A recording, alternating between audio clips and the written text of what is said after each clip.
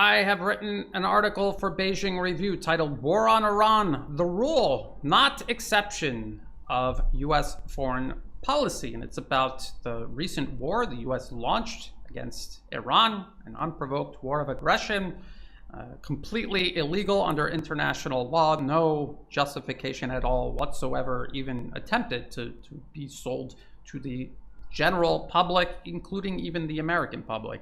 And as a matter of fact, many people voted President Trump into office specifically to avoid an imminent war with Iran they saw taking shape under the Biden administration. But as I always point out, you cannot vote your way out of this. No matter who you vote into office in the White House or into Congress, there is one single agenda, and it advances regardless of who you vote for. There is continuity of agenda, and all these people you vote for into office do is tell you different kinds of lies to explain why things aren't actually changing. So let me read through this article. I'll show you the links that I referenced while writing the article and add additional information when and if necessary. While there appears to be relative calm following the 12-day war between U.S.-Israeli forces and Iran, the conflict itself and the implications it has both for the region and the world represent a continuous threat to global peace, stability, and prosperity. This was not about Iran's nuclear program. This has always been about regime change and the U.S. subordinating the entire region and disallowing any peer or near-peer adversary to exist in the region, as part of a much wider agenda to control the entire planet, to maintain primacy over the entire planet, what they like to call U.S. international leadership. The war with Iran and the following uncertainty mirrors similar conflicts the U.S. is also imposing on both Russia and China. Understanding fully how and why the U.S. launched this war of aggression against Iran should provide ample warning and lessons to learn regarding other nations the U.S. has designated adversaries, because of course none of these nations pose any sort of threat to the U.S. except a threat to America's impunity to do whatever it wants anywhere in the world it pleases, which no nation is entitled to do, including the United States. U.S.-Israeli war was premeditated and used negotiations as cover. Let's talk about that. And this was something I warned about during negotiations. I said that they were being used for cover. The U.S. would use Israel to provoke the war, and then the U.S. would wade into it. It's not because I'm psychic. It's because the U.S. wrote the whole plan on a piece of paper in 2016. They wrote the whole plan out, and they've stuck to it ever since. And people say, how could a policy paper be relevant from 16 years ago? Large companies, institutions, and of course nation states plan in blocks of 5, 10, 20, 25, sometimes even 50 years or more. And the U.S. is no exception. The U.S. empire is no exception. The U.S.-Israeli war is predicated on supposed concerns regarding Iran's nuclear program and alleged violations of the Non-Proliferation Treaty. The U.S. appeared to pursue negotiations with Iran despite possessing no authority under international law to do so. The U.S. had no right to be talking to Iran about its nuclear program. Nobody authorized them to do so. They are not the arbiter of global nuclear energy and nuclear programs, let alone any authority to act if negotiations were perceived to fail.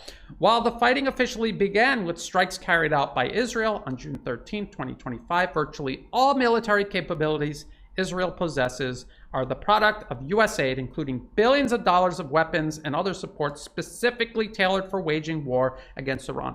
Many of the capabilities the U.S. pays for, develops, pays for, and sends to Israel are custom tailored for a war specifically with Iran. Just like the U.S. overthrew the government of Ukraine and transformed Ukraine into a battering ram against Russia, it is doing the same thing with Israel vis-a-vis Iran and its network of allies in the region. Following the Israeli strikes, U.S. President Donald Trump himself, despite being engaged in negotiations with Iran when the strikes began, declared them excellent. And that's based on ABC News. Trump tells ABC Israel strikes on Iran excellent and warns more to come. So again, at that point, the U.S. wasn't even trying to pretend the negotiations weren't a trick. They were an obvious trick. They were meant to lure Iran into complacency as they prepared to provoke this war. Again, as per their own plan on paper 16 years ago at least. Other U.S. sources admitted to ABC News that the U.S. provided exquisite intelligence used to carry out the attacks. In other words, not only did the U.S. give Israel all this custom-tailored military support to attack Iran, it also facilitated the attack itself. Let's get into a little bit of that. Israeli media has claimed the U.S. participated in the initial strikes through mid-air refueling. So this is Israel Hayom. I don't know if I'm pronouncing that right. U.S. refueled Israeli jets throughout Iran war. And of course, the U.S. openly moved all these assets into the region. Europe also contributed similar assets. And of course, that's what they were used for. These warplanes are not capable of flying all the way to Iran and back on their own. They need to be refueled mid-air. And the U.S. is the only country that has significant assets capable of doing so on such a large scale. Other sources, okay, this is from Middle East Eye. Israel and U.S. modified F-35s to enable Iran attack without refueling, sources say. So whichever story you prefer to believe, whether the U.S. refueled Israeli planes mid-air or the U.S. worked with Israel before the attacks were carried out to modify these planes so that they didn't need mid-air refueling, both activities were significant U.S. commitments to Israel to enable this attack long before it was carried out, which means as U.S. negotiators sat down at the table with their Iranian counterparts, they already knew that this was not to actually really negotiate with them. It was to serve as cover for these attacks that they have planned months, a year or more ahead of time, which is what I say in the article. So there was this joint program to extend the range of US-made F-35 warplanes, a project that would have taken months or more to complete, together with direct strikes carried out by the US itself, which would have taken weeks or months to prepare for, to train for, and prepare for, and set up the logistics for, are indicative of how premeditated the war was and how negotiations were used as cover to carry it out. Now, I have repeatedly referenced the Which Path to Persia policy paper from Brookings Institution. I actually am going to, again, read the quotes from that paper to show you how premeditated all of this was. This was a war of U.S. aggression, decades in the making. U.S. policy papers as early as 2009 laid out explicit plans not only to use negotiations as a pretext to justify U.S. escalation, but also as a means of distancing the U.S. from an Israeli war of aggression the U.S. itself would fully enable and encourage, just as has now taken place in 2025. A 2009 Brookings Institution paper titled Which Path to Persia? Options for a New American Strategy Toward Iran included a variety of options the U.S. would use to undermine and attempt to overthrow or contain Iran in pursuit of continued U.S. primacy over the Middle East, which in turn would contribute to wider U.S. primacy worldwide, and that includes vis-a-vis Russia and China. Under Chapter 1, an offer Iran shouldn't refuse, persuasion, U.S. policymakers would note, any military operation against Iran would likely be very unpopular around the world and require the proper international context. It also said, the best way to minimize international opprobrium and maximize support, however grudgingly or covert, is to strike only when there is widespread conviction that the Iranians were given but then rejected a superb offer, one so good that only a regime determined to acquire nuclear weapons and acquire them for the wrong reasons would turn it down. Under those circumstances, the U.S. or Israel could portray its operations as taken in sorrow, not anger, and at least some in the international community would conclude that the Iranians brought it upon themselves by refusing a very good deal. But just by laying all of that out, they admit that the negotiations were never genuine, and that was always a ploy to justify a U.S. war of aggression they already decided to fight years ago, and they're just trying to create the pretext and the conditions to launch it. That's what they're admitting to in this paper, and that is what they have literally just carried out in front of the entire planet. Again, because they did the same thing in 2003 against Iraq. Under Chapter 4, the Osirak option, airstrikes, the paper would note, it would be far more preferable if the U.S. could cite an Iranian provocation as justification for airstrikes before launching them. It also said that, of course, it would be very difficult for the United States to goad Iran into such a provocation without the rest of the world recognizing this game, which would then undermine it. So they admit the US is playing a game, that they're determined to launch a war of aggression against Iran, but they want to convince the world that it was Iran who provoked it, not the United States. So they're admitting this in the policy paper, and that is exactly what we just watched take place in June. Because US policymakers sought to create distance between Washington and the US war of aggression it was engineering, an entire chapter was dedicated to using Israel as a means of attacking Iran. In chapter 5, Leave It to Bibi, which refers to Benjamin Netanyahu, who back then in 2009 was Prime Minister of Israel and is now currently Prime Minister of Israel. It's titled Leave It to Bibi, Allowing or Encouraging an Israeli Military Strike. This is what US policymakers would claim. The United States would encourage and perhaps even assist the Israelis in conducting the strikes themselves in the expectation that both international criticism and Iranian retaliation would be deflected away from the United States and onto Israel. And that is literally what just happened in June. Almost verbatim, this paper was carried out line by line. And by the way, there are still other chapters here, including backing a popular uprising, backing insurgency, a military coup, and containment. So these are all options the US has already been working on for years and will continue working on for years because it is about regime change. The nuclear program was just a pretext in pursuit of it. Despite being written 16 years ago, the policies laid out in the pages of the Brookings Institution paper were executed almost line by line, starting with the Obama administration and the introduction of the Joint Comprehensive Plan of Action, or Iran nuclear deal, as the very good deal the US would offer Iran as a means of depicting Tehran as being ideologically blinkered, which is something else they claim in the paper they wanted to depict Iran as, before escalating through diplomatic and then military options, which are listed in the table of contents. And again, the link to the paper will be in the video description below. You can read the entire paper, or you could just look at the table of contents. It's telling enough. The paper also laid out necessary regional prerequisites before waging war on Iran itself, including isolating Iran from its network of allies. That includes President Bashar al-Assad in Syria, Ansar Allah in Yemen, and Hezbollah in Lebanon, subsequently accomplished through a series of wars and proxy wars spanning the Obama, Biden, and Trump administrations, the first and now second Trump administrations. Brookings' Which Path to Persia made it especially clear how important it would be to neutralize Syria ahead of war with Iran itself. And among the first steps taken following the fall of the Syrian government late last year, that was in December 2024, was the Israeli targeting and destruction of Syria's formidable integrated air defense network. So this was the Times of Israel. In historic campaign across Syria, IDF says it destroyed 80% of Assad regime's military, and that included its integrated air defense network, its navy, all of its strategic and tactical weapons, all gone, but especially the air defense network. That no longer exists.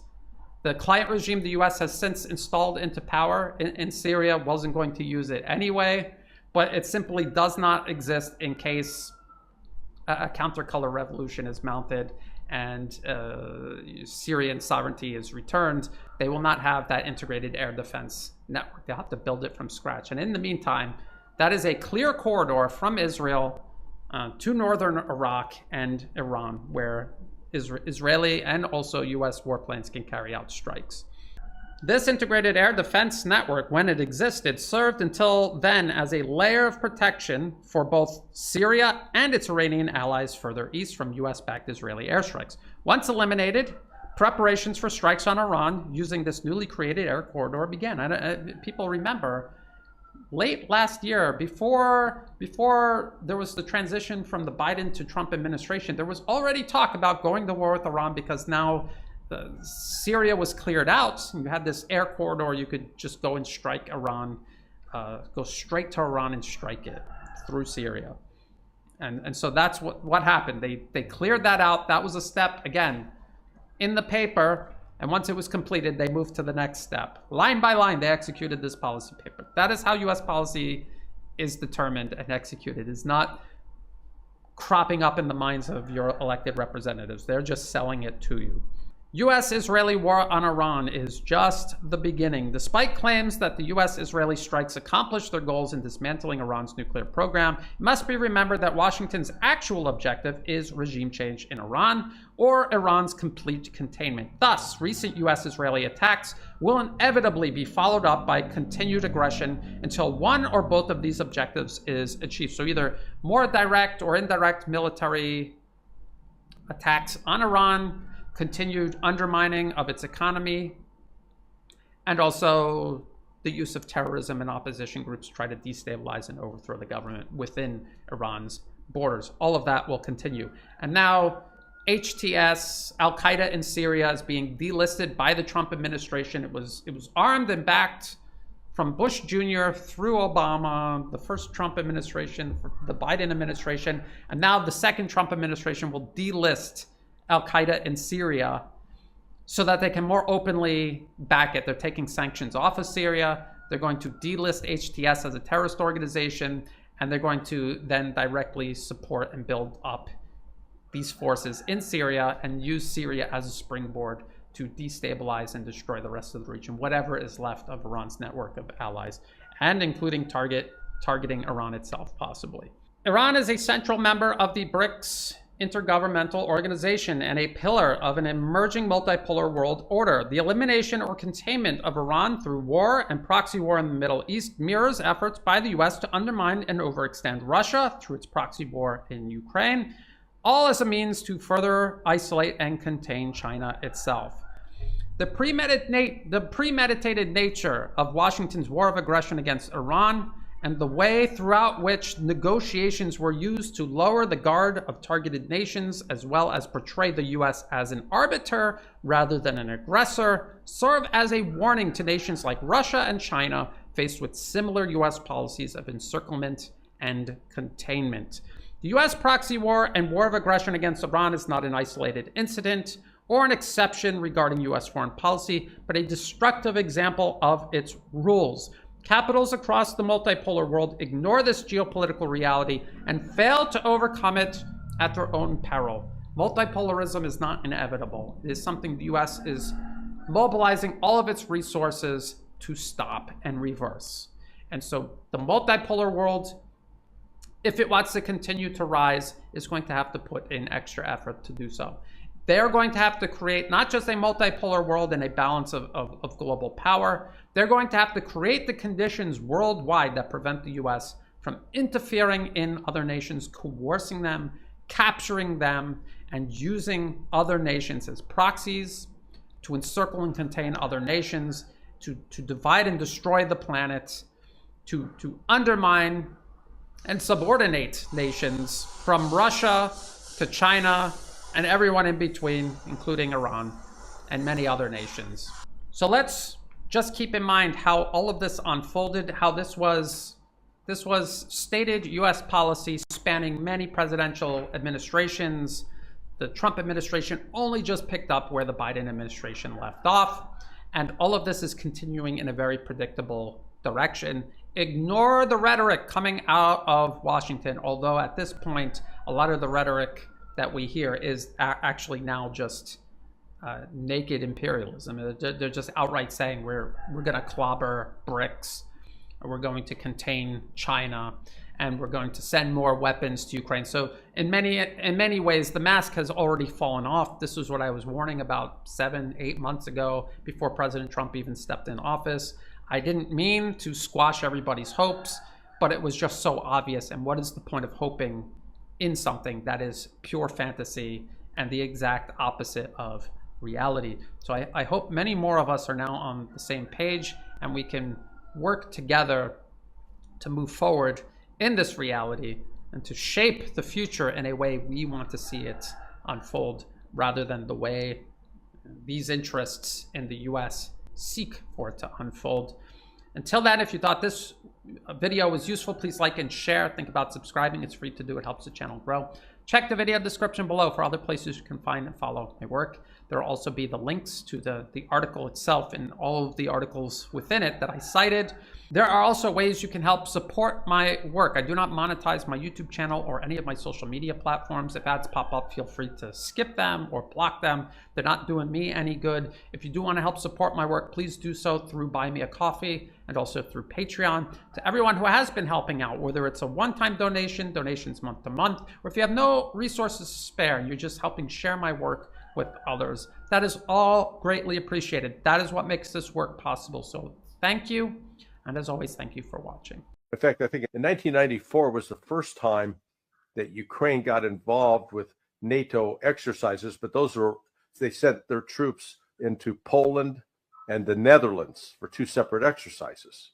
But it was from 95 on that NATO forces started coming into and conducting exercises. They even did them in Crimea before the people of Crimea said, we've had enough of this crap. We're going back to Russia. But they've been in Yavoriv, they've been all over Ukraine. And look, I spent 23 years scripting military exercises. I didn't work on the NATO exercises, but I did help script exercises for European Command, U.S. European Command, EUCOM. And EUCOM was one of the main points of contact with Ukraine. And when you script these exercises, it's like writing a Hollywood script. You got to have a villain. Who do you think the villain was in a lot of these military exercises? Come on, it's a test. Who do you think it was? Yeah, Russia. Or did make up some imaginary country, but it was still Russia. So you're conducting exercises, and what do these exercises entail? They entail such things as learning how to alert troops and issue orders that, hey, we've got a threat that we're going to have to go to deal with. So alert your units, get them organized, get them on planes or buses or trains or trucks, and let's transport them to that site. That's the deal. Now, will the United States accept that? Bibi Netanyahu doesn't want to. And what worries me is the statements that Trump has made within the last 24 hours to Time magazine, where basically he said if Israel needs to attack Iran, yeah, we could probably go along. He's not shutting that down at all. And he's not doing anything he continues to issue these veiled threats to Iran. Now, I know I've said in the past, and it's true, you can't depend upon anything that Donald Trump says. It doesn't matter what comes out of his mouth. So much of it is not true, or it's hyperbole. Oh, be hell to pay. He made that hell to pay threat. Yeah, that's some of his favorite go-to lines. And yeah, the Palestinians are living in hell, but it wasn't, Trump never followed through on his threat that he made twice with respect to the Palestinians.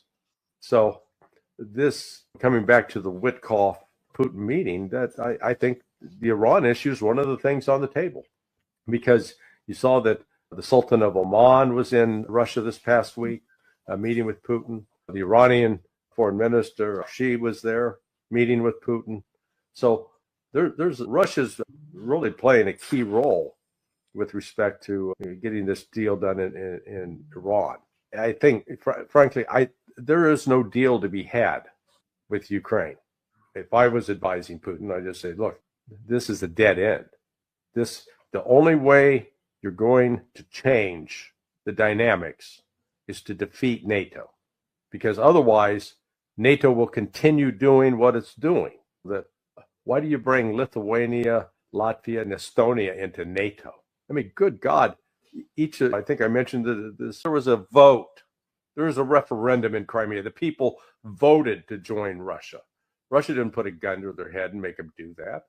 So that when you go back and start looking at the history of NATO's involvement, they always describe these are peacekeeping exercises. Really? Then why in Operation Seabreeze in like 1997, they're using anti-submarine warfare? Does that sound like peacekeeping to you? What the hell is NATO doing anti-submarine warfare in the Black Sea? Who else is there? Oh, that would be Russia. It is, the more I look at it, the angrier I get, because with the West, instead of trying to find a way to live in peace with Russia and to leave it the hell alone, they've been committed to you building up Ukraine, using it as a proxy, to weaken Russia. And then we can, I haven't even talked about the Rand report from 2019, where again, they're looking at, man, we got to do something to weaken Russia. What can we do? Oh, yeah, military things in Ukraine, using Ukraine as a proxy. They didn't get said that specifically in the 2019 Rand report. They had to wait for A. Wes Mitchell to put that out in a Pentagon net assessment in December of 2020. So let's dispense with the bullshit that somehow Russia is just an aggressive empire builder. You could just here the West is minding its own business, and those nasty Russians are attacking us. It's a lie, and that's what I'm documenting with this. Sorry. So you got me all worked up. Your president's a goddamn fool, and he's not listening to a single thing we're saying.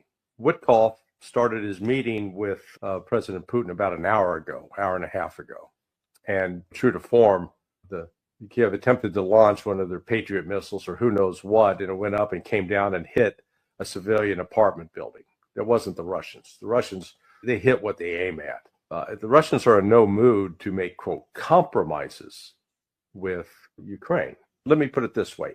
If Putin somehow said, okay, we'll stop where we are in place, we'll turn over Zaporizhzhia nuclear power plant to the United States, Vladimir Putin would be overthrown in a coup within a month, if not sooner. He's not going to do that. The fact of the matter is, they even focus on the stupidity about, Ukraine's going to promise not to be a member of NATO. It's been a de facto member of NATO since 1995. It has been exercising with NATO. It's allowed its territory to be used by NATO. It's received intelligence from NATO. It's received military supplies from NATO. It's got NATO advisors integrated with some of its units. So let's cut out the crap and this pretense that somehow, they'll sign a piece of paper and say, we're not going to be part of NATO anymore. That means NATO doesn't get to do any more military exercises. I think a lot of people also make the mistake. They're assuming that all of this is mostly about Ukraine. But I'd argue that I'm not sure what percentage is about Ukraine, but I guarantee you a significant amount of their discussion focuses on Iran and a peace deal there.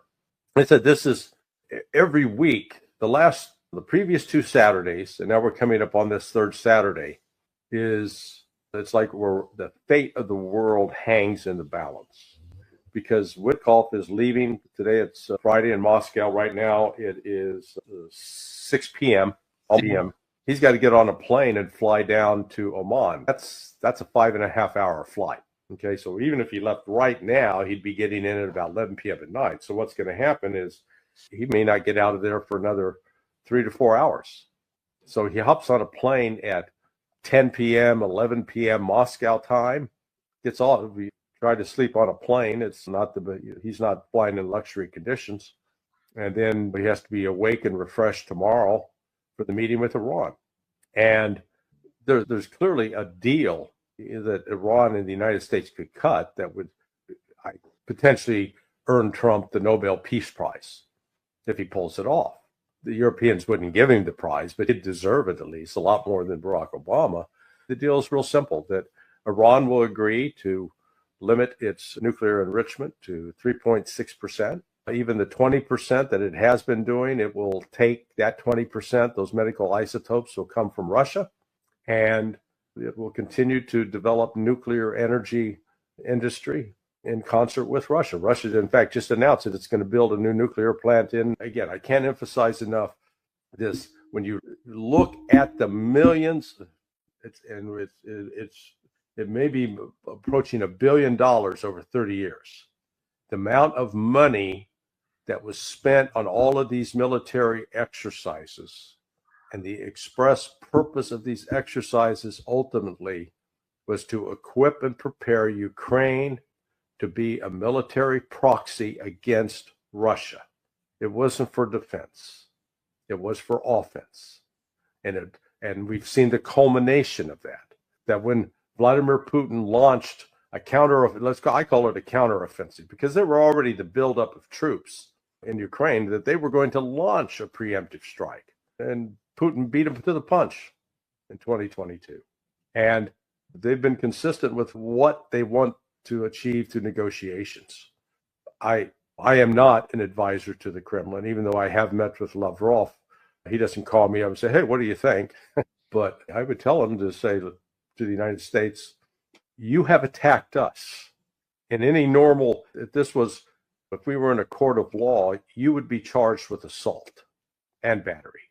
You've got some atoning to do. You need to repent. You need to turn around. It's not us. We're not the problem. But this is the Western financial interests that are desperate in this situation. They admitted the other day, I've always been skeptical of these people that talk about the Rothschild. But the Ukrainians admitted that, yeah, their money's being, it was Mikhail Khodorkovsky, I guess it was, not Ukrainian, but Russian, who talked about, that basically they turned it over to one of the Rothschilds, their money. So there's a lot of financial interests driving all of this. And the problem is Russia doesn't want to play games with the West. And it's charting its own path. So that's why we need to step back and look at this. This isn't differences between Ukraine and Russia. This is part of a broader effort by this global hegemon, by the United States, with a collaboration with the bankers in London, to maintain control of a financial system that's starting to fray, and that there's an alternative rising, that between Russia, China, India, Brazil, and South Africa are charting a new course, and they're bringing in other countries. And this terrorist attack the other day inside India, I don't think that was just an accident at all. It would not surprise me. It wouldn't be the first time that Western intelligence agencies have worked with radicals to encourage them to carry out such attacks, hoping that it will create mayhem and weakness on the part of India. So this is a global battle. We shouldn't get so myopic that we're narrowly focused upon no, I don't think that's right. I think they recognize that this is a continuation of the provocation that started with Ukraine, where the United States was backing and encouraging the attacks that culminated in this war in Russia. And so at that point, the United States will basically have lost another war in a very dramatic fashion to Iran. And this is on top of certainly not succeeding with the Houthis. We're going into our second month of that now, and they keep shooting down more Predator drones. It's going to take that, coupled maybe with an economic crash, where the United States will finally look around and say, we don't need Israel. Israel's too much of a problem. And Israel's going to be eating itself from within. I don't think the claims of a possibility of a civil war are exaggerated. I think it's a genuine concern, because you got a real deep ideological split in Israel. We have something comparable here in the United States. It's not as severe, but in Israel, it's coming to a head. A hypersonic missile is in a sense, it is a ballistic missile. So it's traveling at a particular speed. The question is, it maneuverable? That I don't know. But I thought there had been at least a couple other occasions where the Houthis had fired what they described as a hypersonic missile. Now, I'm not sure. Again, he's got to stop pretending that he's just like some innocent observer here going, oh boy, this is bad. Yeah, he's right in the middle of it. He's the one that sent new bombs to Israel. He's the one encouraging Israel to wipe out Hamas. He's the one that sent this crazed ambassador, Mike Huckabee, to Israel to basically endorse Israel starving, imposing malnutrition on the kibbutzim that are basically used as military outposts. Take as many civilians as possible as hostage, that would use them as leverage to get Palestinian prisoners released and to get Israel to negotiate a deal. The calculation was that Israel would deal. They miscalculated, made a really bad bet. But at this point, they're going to hang on to those hostages until there is some sort of negotiated deal, some process in exchange, that they're going to insist you got to reopen the humanitarian relief. If not, the hostages will starve to death just like the Palestinians.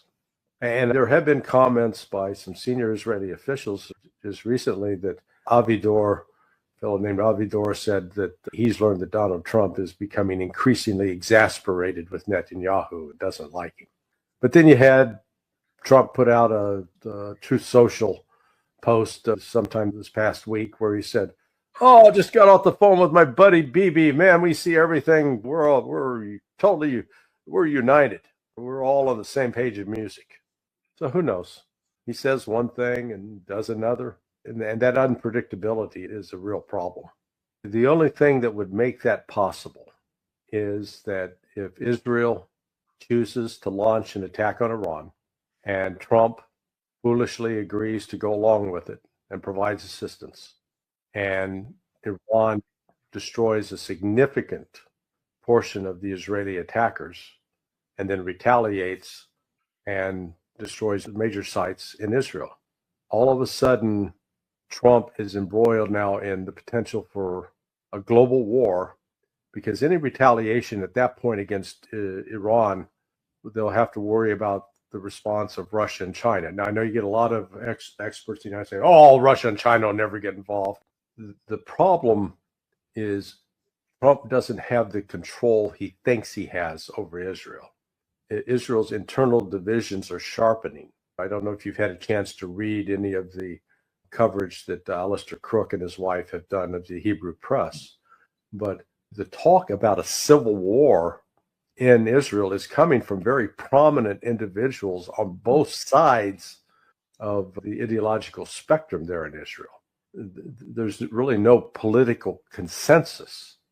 Israel will continue, as the United States does, in using Abbas, Mahmoud Abbas, as a puppet, and he'll do everything he can. He's done everything he can to undermine Hamas, even though Hamas, they did win the popular vote by the Palestinians, and I think now would win even more votes. They've shown that they're the ones willing to fight the Israeli aggression. And we should not forget that Mossad, for many years, funded Hamas with Qatar in order to create an opposition to the Palestinian Authority and Mahmoud Abbas, just to prevent an agreement from coming into place. All that Trump could do is make it difficult for Israel to continue to fight Hamas and Hezbollah, which, in my view, would be a great thing. He had a chance in the first week or two of his administration to say, hey, we're done. All personnel out, all money cut off. This ends now. We're no longer, you guys want to fight, be my guest, but you're not doing it with our money and our personnel and our information. The war would have ended. Now he wants to pretend that all this stuff that's happening is the fault of Obama and Biden. Sorry. Yeah, they had a role in creating this mess, but so did he. I sent javelins. Instead of trying to broker a peace, instead of trying to get the Ukrainians to stop shelling the hell out of Russian-speaking citizens in the Donbass during the entire 4 years of your administration, you did nothing. If we have that mutual respect, we can have an agreement. We can accomplish something together. What is the story, Mr. Witkoff? And so it's Witkoff up to say, don't listen to Trump. He doesn't really mean it. He's just talking. And believe, I know, I actually once worked for a guy like that way back 50 years ago. And he was a wonderfully charismatic person, and he was a consummate organizer. But he was what I'd call a white shoe salesman, and he could bamboozle you. And if you listen to him, man, he told some great stories. He was really a gifted salesman.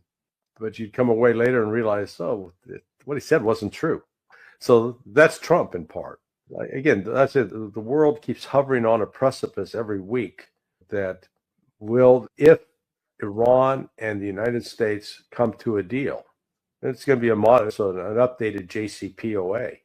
It will have the full backing. That's what Iran goes into this much stronger now than it did 10 years ago when they negotiated the first JCPOA. Because 10 years ago, China and Russia weren't really in Iran's camp at all. They were there saying, yeah, you guys got to stop with some of your craziness, and we're in favor of sanctions.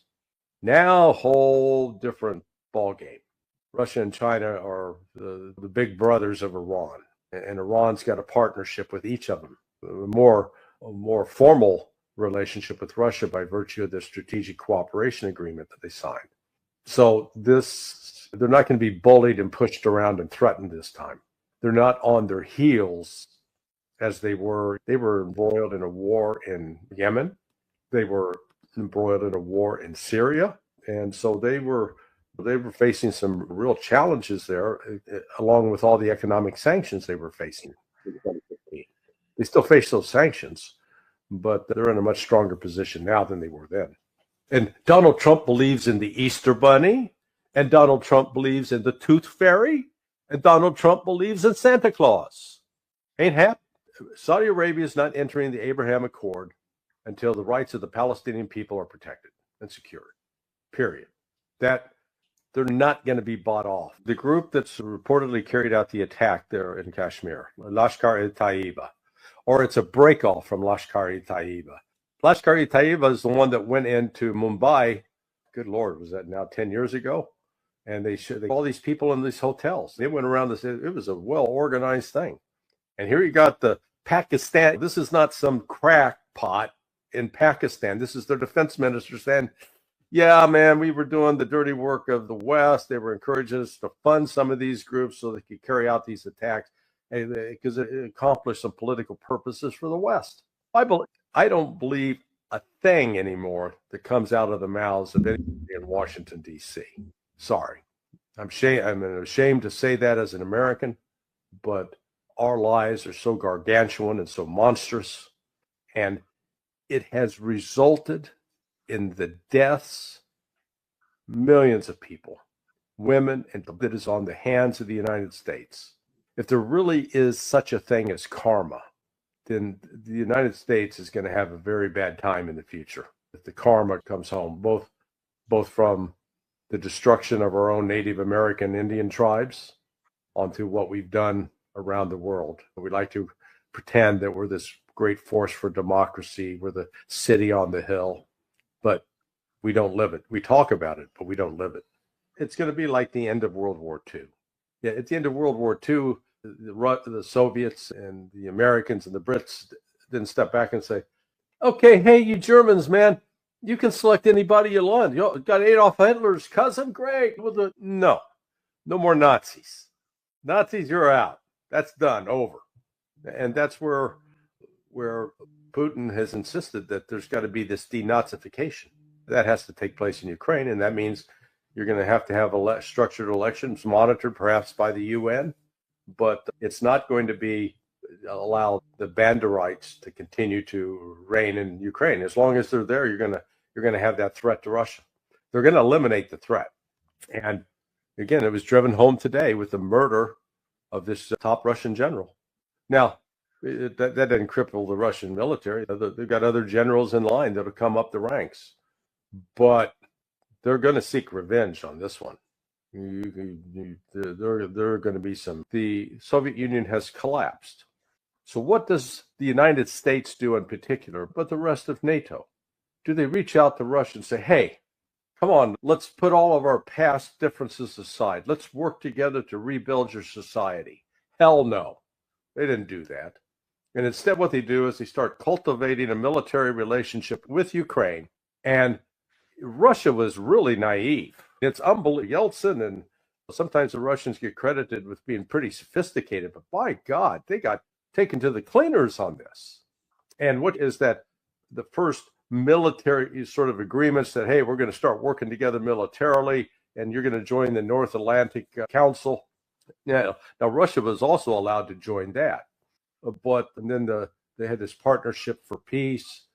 But all of these were facades for conducting military exercises with the West. The first one got started in 94. So you had 92, 93, their consultations, and military people are meeting together and they're planning. But the first one comes off in 94, and 95 it really starts to take off. And it's in 94, 95 that they identify this military base, Yavoriv, which is in western Ukraine, as basically, hey, this would be a great place for a NATO base, essentially.